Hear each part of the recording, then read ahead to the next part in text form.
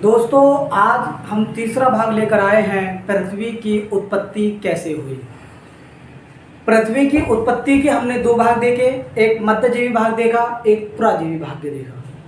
पहले भाग में हमने देखा 5 भागों में डिवाइड था, 5 काल हमने देखे। दूसरे भाग में हमने उसको 3 काल में पढ़ा और आज हम देख रहे हैं उसका तीसरा भाग। इस वीडियो में हम ये जानने की कोशिश कर रहे हैं कि पृथ्वी पर जो जीव आए, जो जंतु आए, जो पहाड़, पर्वत, हिमालय, तालाब, समंदर, ये कब आए। हम ये जानना चाह रहे हैं। हम ये भी जानना चाह रहे हैं कि जो डायनासोर का दौर था वो कब निकल के गया। डायनासोर कब आए, जुरासिक काल में आए, हमने इससे पहले वाली वीडियो में आपको बताया। हम ये भी देखेंगे जो मछलियों का टाइम पीरियड आया, जैसे शार्क मछली की हम बात करें, इनका टाइम कब रहा, जीव जंतुओं का टाइम कब रहा, उभयचर का टाइम कब रहा, जलचर का टाइम कब रहा, थलचर का टाइम कब रहा। हम इन सारी बातों को समझने का प्रयास करने वाले हैं। अधिकांश हमने समझ लिया है, क्योंकि जब हम पुरानी पृथ्वी को पढ़ रहे हैं तो उसके 3 भाग हैं और फिर एक चौथा भाग है जो अभी तक चल रहा है। तो हम तीसरे भाग को देख रहे हैं, जिसके टाइम पीरियड की हम बात करें तो 6.5 करोड़ वर्ष पूर्व से ये होता है चालू और 20 लाख वर्ष पूर्व में खत्म हो जाता है। ये तृतीय भाग है पृथ्वी के अध्ययन का। चूंकि हम पृथ्वी का अध्ययन पढ़ रहे हैं तो हम ये देख रहे हैं कि पृथ्वी का अध्ययन कैसे हुआ। इसके पहले हमने 2 भाग देख लिए, एक पुराजीवी काल, एक मध्यजीवी काल। तीसरे की हम बात करें तो सिनोज़ोइक महाकल्प कहा जाता है जिसे, उसके बारे में आज अध्ययन करेंगे हम। और इसके बाद फिर एक और काल हमें पढ़ना है, उसके बाद में पृथ्वी की उत्पत्ति पर बहुत सारी चीज़ों पे सही से रिसर्च कर पाएंगे। वो चौथा पार्ट है आपका नियोजोइक काल के बारे में हम अगली वीडियो में देखेंगे। तो इससे हमारे समझ में एक बेस ये क्लियर होने वाला है कि जो पृथ्वी का विकास कैसे हुआ, चीज़ें कैसे बनी, क्या पृथ्वी में जो आज महाद्वीप हैं इसी कैटेगरी में थे, इसी कंडीशन में थे या अलग अलग थे, ये कैसे एक हुए, किस किस काल में इनका विकास हुआ, इन सारे घटनाक्रमों को हम देखने का प्रयास कर रहे हैं और काफ़ी हद तक हम इनको देख पाए हैं। आइए सबसे पहले आप नोट कर लीजिए, सिनोज़ोइक महाकल्प की हम बात कर रहे हैं और महाकल्प को इंग्लिश में हम कहते हैं इरा। जैसे एक पीरियड आता है, आपने देखा होगा, अभी हम पीरियड की बात कर रहे थे इससे पहले और यहाँ पे हम पीरियड की बात करेंगे। पीरियड जो होता है वो छोटा पार्ट होता है, एक कम टाइम को बताने वाला, कुछ सालों को बताने वाला, और एक बहुत ज़्यादा टाइम को एक साथ जो बता रहा है वो कहलाता है महाकल्प, या पूरे एक सभ्यता को बताना कहलाता है महाकल्प, एक पूरे टाइम पीरियड को लेकर। तो हम जिसकी बात कर रहे हैं उसका नाम है सिनोज़ोइक महाकल्प, जिसको हम इंग्लिश में सिनोज़ोइक एरा के नाम से जानते हैं। इसके टाइम पीरियड की अगर हम बात करें तो 6.5 करोड़ वर्ष पूर्व से लेकर 20 लाख वर्ष पूर्व तक है। इसके बाद जिस भाग को हम देखेंगे वो चौथा भाग कहलाएगा, जो कि 20 लाख वर्ष पूर्व से लेकर अब तक जारी है और पृथ्वी में धीरे धीरे विकास बढ़ रहा है। लोगों की जिंदगी में विकास बढ़ रहा है। आप देखिए, पहले एरोप्लेन नहीं थे, अब है, आसान होंगे। एक दौर हम देखेंगे, जब बाद में रिसर्च करेंगे तो हम ये पढ़ पाएंगे कि इतने साल पहले हवाई जहाज आया, इतने साल पहले पानी का जहाज आया, कार आई। ये सब जितने भी जो चीज़ हम बना रहे हैं इंसान, ये मनुष्य के फायदे के लिए है, तो इनका भी कोई ना कोई योगदान होगा। लेकिन फिलहाल हम जीव जंतुओं की बात कर रहे हैं तो हम उन पर आते हैं। देखिए, इस पॉइंट को हम कहते हैं तृतीय युग, टेरिटरी एपॉक या थर्ड युग से हम कहते हैं। इससे पहले मैंने आपको बताया है कि 2 युग हम और पढ़ चुके हैं, 2 टाइम पीरियड हम पहले पढ़ चुके हैं, ये तीसरा है। और इसके अंदर 5 भाग होते हैं। कितने भाग होते हैं? इसके अंदर 5 भाग होते हैं। मेरी बात समझिए आप। तो हम 5 भागों को पढ़ेंगे। इससे पहले जो हमने पढ़ा था मध्यजीवी, उसमें 3 भाग थे।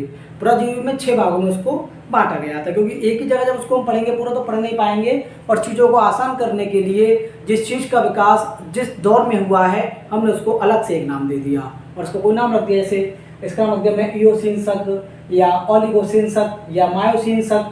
ऐसे करके हमने जो जो विकास चीज़ों का हुआ, हमने उनको अलग भागों में या अलग शक में पढ़ना, अलग पीरियड में पढ़ना स्टार्ट कर दिया था।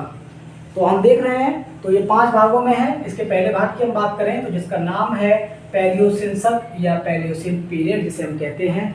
अब इसमें क्या हुआ, ये पार्ट आपका सिनोज़ोइक का है। सिनोज़ोइक के अंदर जैसे हम कहें भारत का संविधान, भारत के संविधान एक है, एक संविधान है। इसके अंदर संविधान के 22 भाग हैं। बात समझ में आ रही है? जब संविधान बनके तैयार हुआ और इसमें 395 अनुच्छेद थे, क्योंकि चीज़ों को आसान करने के लिए हमने इनको बांटा था। इसमें 8 अनुसूचियाँ थी, वो तो धीरे धीरे समय के साथ बढ़ती गई, अभी 12 है, ये गलत बात है।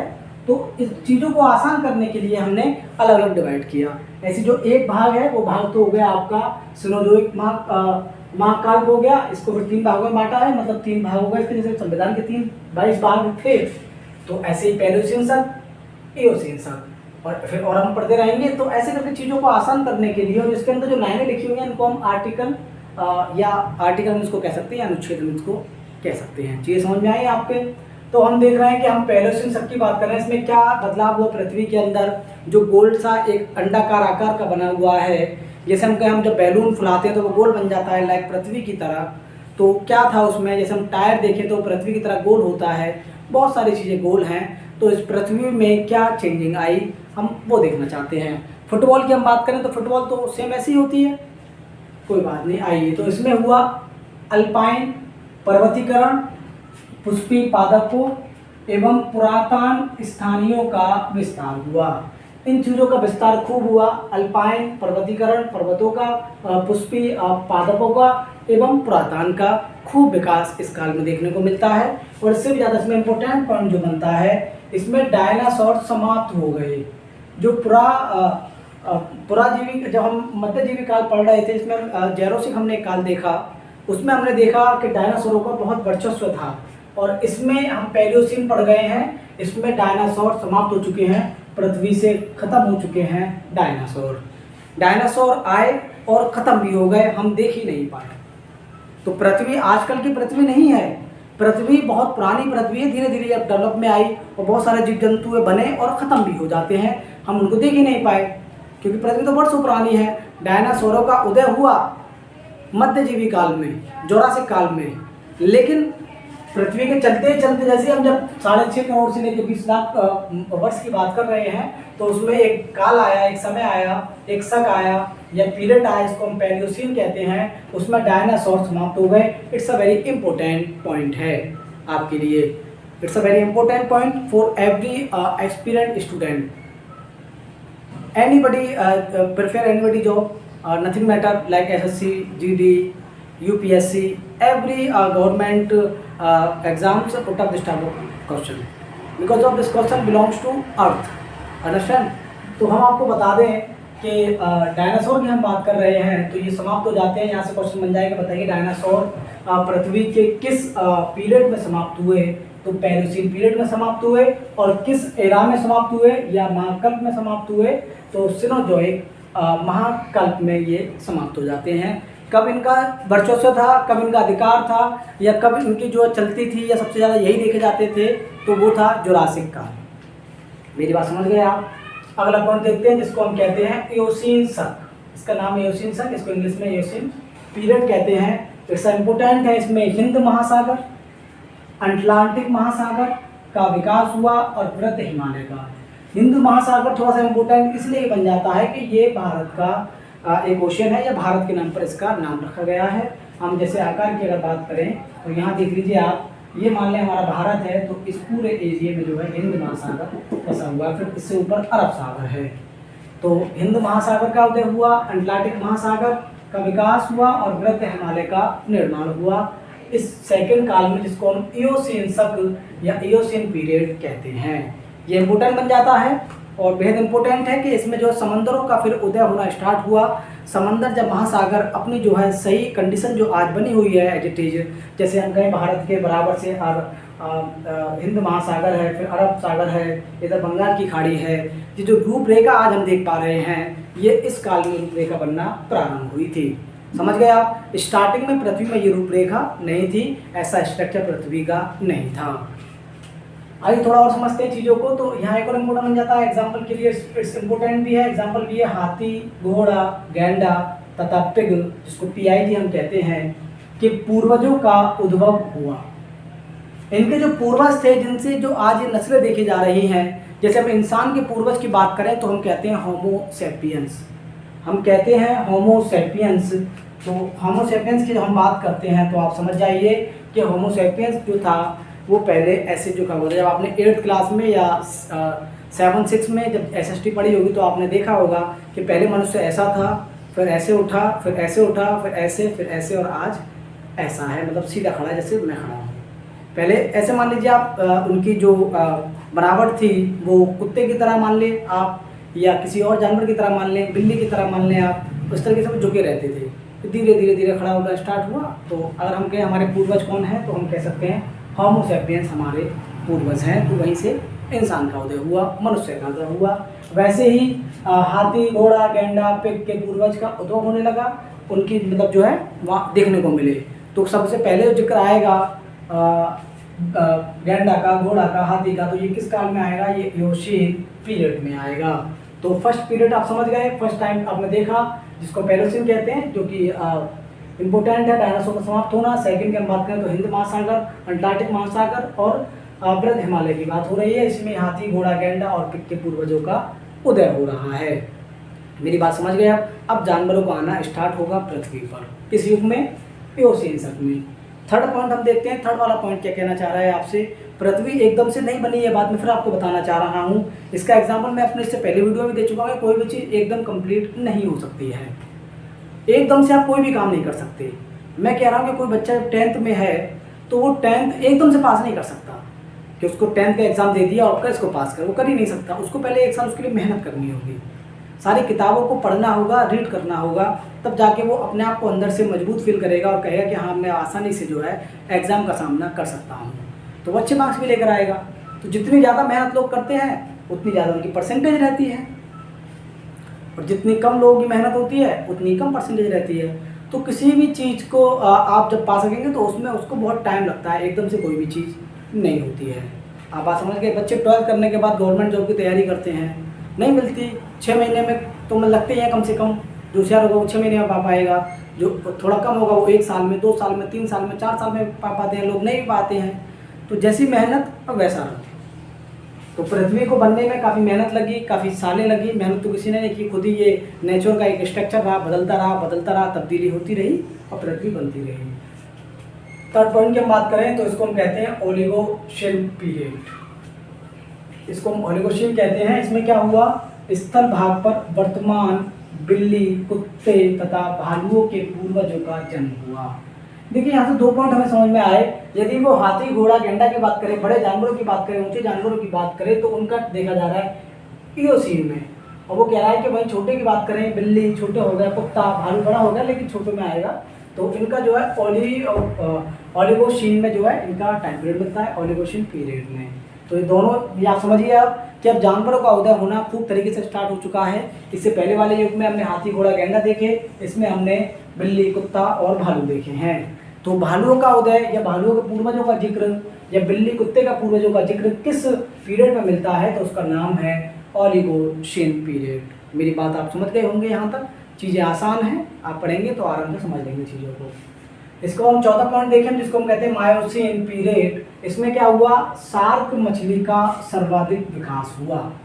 सर्वाधिक विकास हुआ। शार्क मछली जो समुद्र के अंदर पाई जाती है, जो सबसे बड़ी मछली होती है आकार के लिहाज से, इसको हम देखें तो जैसे अब ब्लू व्हेल की हम बात करें तो पहले ऐसे शार्क मछली थी, तो उसका उद्भव, उसका विकास खूब तेजी से हुआ मायोसीन पीरियड में।